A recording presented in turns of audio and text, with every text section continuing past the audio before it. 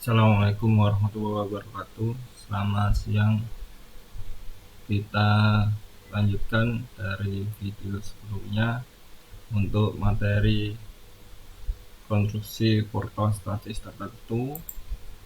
Di sini dengan portal simetris dengan beban terpusat vertikal dan horizontal. Di video sebelumnya sudah saya sampaikan atau saya jelaskan beberapa bagian, tapi mungkin masih kurang jelas. Sini kita akan atau saya akan jelaskan lebih detail. Ini adalah bangunan portal simetris dengan beban terpusat vertikal P1 dan beban terpusat horizontal P2. Di sini kita misalkan RAV dan RBV arah ke atas, kemudian ada RAH arah ke kiri. Jadi setelah kita hitung reaksi perletakannya, penjelasannya ada di video sebelumnya. Kemudian setelah kita kontrol, maka sini gaya lintangnya ya, dari A sampai dengan C, ya bidang D-nya dari A sampai dengan C ini adalah hanya karena pengaruh RAH ya. Seperti di video sebelumnya, pada portal simetris kita ada 3 cara penglihatan ya. Untuk segmen AC kita lihat dari kanan ke kiri, segmen CD kita lihat dari bawah ke atas, segmen D sampai dengan B kita lihat dari kiri ke kanan. Nah, di sini juga berlaku hal yang sama, sehingga bidang D dari A sampai dengan C kita lihat dari kanan ke kiri. Di sini ada RAH, di sini ada batang A sampai dengan C. Kalau ada batang AC, kemudian ada gaya vertikal ke atas di sebelah bawahnya, maka tandanya positif. Ini kalau misalnya kita buat mendatar, AC ini kita buat mendatar, maka bisa kita gambarkan AC mendatar, kemudian ada RAH ke atas. Sesuai dengan perjanjian, maka tandanya positif ya. Jadi kalau ada batang vertikal AC, kemudian ada gaya ke kiri, di sini ada gaya ke kiri di sebelah bawah batangnya, maka tandanya positif. Kemudian dari C sampai dengan E seperti biasanya. Dari C sampai dengan E, di sini ada gaya yang tegak lurus batang CE adalah RAV. RAV ke atas, batang CE-nya di sebelah kanan, atau ada batang CE kemudian ada gaya vertikal ke atas, maka bidang D-nya adalah positif. Kemudian dari E sampai dengan D, bidang D-nya adalah akibat pengaruh RAV dikurangi P1. Kemudian dari D sampai dengan F, D sampai dengan F, lihatnya dari kiri ke kanan, maka di sini ada gaya sebesar RAH. Dari D sampai dengan F ada gaya sebesar RAH. Karena RAH ke kiri, di sini ada batang DE, kemudian gaya RAH di sebelah atasnya kiri, maka diberi tanda negatif. Kemudian dari D sampai dengan bidang D dari F sampai dengan B, di sini ada minus RAH dikurangi P2. Kemudian untuk bidang momennya di sini MA dan MB0 karena momen di tumpuan sama dengan 0. Momen tumpuan di ujung batangnya sama dengan 0. Kemudian di sini ada MC sebesar RAH dikalikan H ya. Jadi M di titik C ini sebesar RAH dikalikan dengan jarak atau tinggi batang A sama dengan C adalah H. Tandanya positif ya. Tandanya positif. Karena kalau kita lihat dari kanan ke kiri ya, RAH ini akan membuat lengkung seperti ini ya, lengkung batang AC-nya ke kanan, sehingga tandanya positif. Kemudian momen di titik E itu akibat RAV dikalikan dengan jarak ke E adalah A, kemudian ditambah RAH dikalikan dengan H, RAH dikalikan dengan H. Jadi momen di titik E kalau kita hitung dari kiri ya, kita hitung momen di titik E ini kita hitung dari kiri adalah pengaruh RAV dikalikan dengan A ditambah RAH dikalikan dengan H.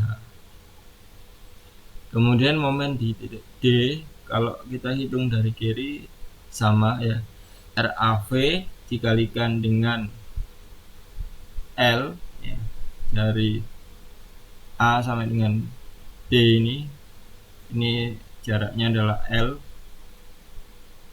Jadi M di titik D itu RAV dikalikan dengan L ditambah RAH dikalikan dengan jarak ke D.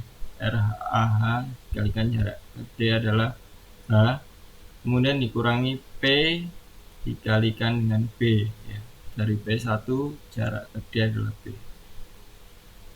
Kemudian M di titik F kita hitung dengan persamaan RAV dikalikan dengan L, kemudian RAH dikalikan dengan D ya, F di sini.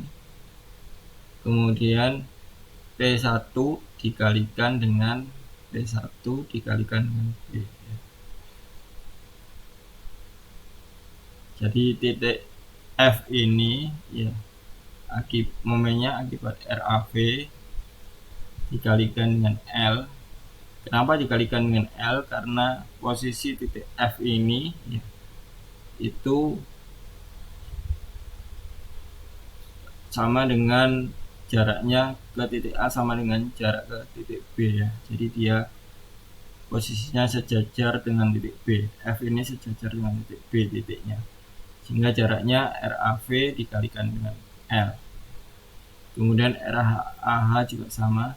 RAH ini kalau kita geser ke sini ya, maka dia RAH dikalikan dengan RAH dikalikan dengan D ya, momen di titik F RAH dikalikan dengan D. Kemudian P1 nya dikalikan dengan B, karena titik F ini sejajar dengan titik D. Nah, jarak dari P1 ke F itu sama dengan jarak P1 ke D. Oke. Ingat pada saat menghitung momen kita perlu perhatikan yang menjadi jarak adalah jarak tegak lurus dari gaya ke titik yang ditinjau ya. Jadi kalau ada P1 ke sini, maka jarak tegak lurusnya ini kalau kita geser ke bawah ya, kita geser ke bawah sini misalkan, maka jarak dari P1 ke F itu adalah sebesar B ya. Momen di F P1 ke B adalah sebesar F. P1 ke D ke F adalah sebesar B. Kemudian kalau RAH ya, ini misalkan kita geser ke sini, RAH tegak lurus ke F jaraknya adalah D. Jarak tegak lurusnya adalah D. Jadi P1 kalau kita geser ke sini, maka jarak tegak lurusnya ke F adalah B. Kemudian setelah kita hitung momennya, kita hitung gaya normalnya. NA sama dengan C, A sama dengan C, gaya normal, gaya yang sejajar dengan batangnya adalah sebesar RAV. Dia menekan batang AC, maka diberi tanda negatif. Kemudian C sama dengan D, di sini ada plus RAH ya. Jadi RAH ini kalau di sini arahnya ke D kiri, dia akan menarik batang C sampai dengan D, maka kita beri tanda positif karena tarik. Kemudian dari B sampai dengan D, di sini ada RBV menekan batang sehingga tandanya negatif.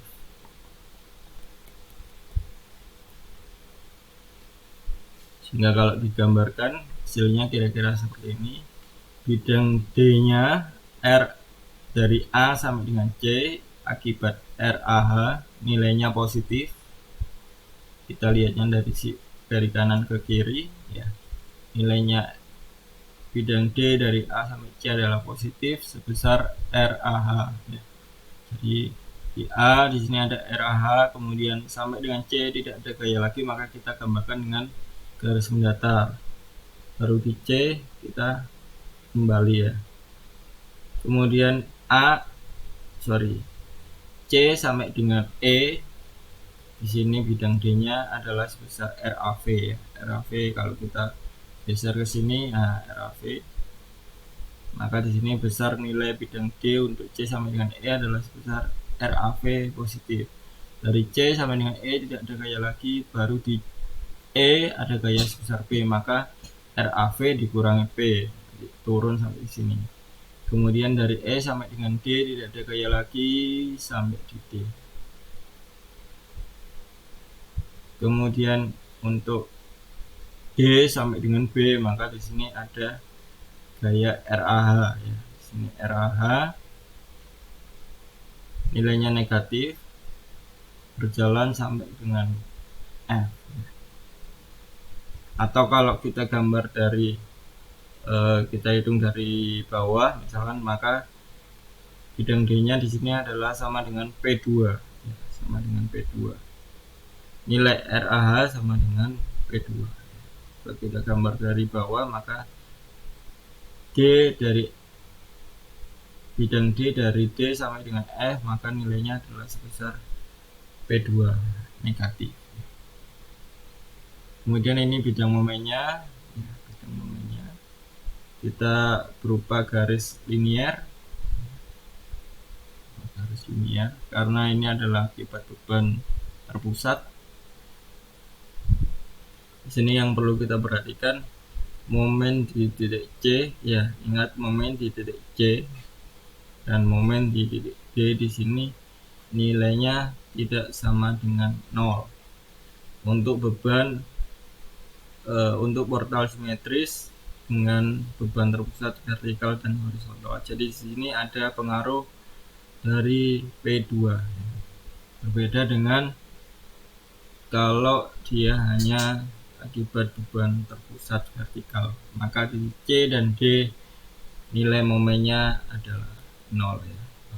Hanya beban P di sini saja, maka momen C dan D-nya 0. Tapi kalau ada beban P1 dan P2 horizontal, maka nilai momen C dan D-nya ini tidak sama dengan 0. Perhitungannya sesuai di sini.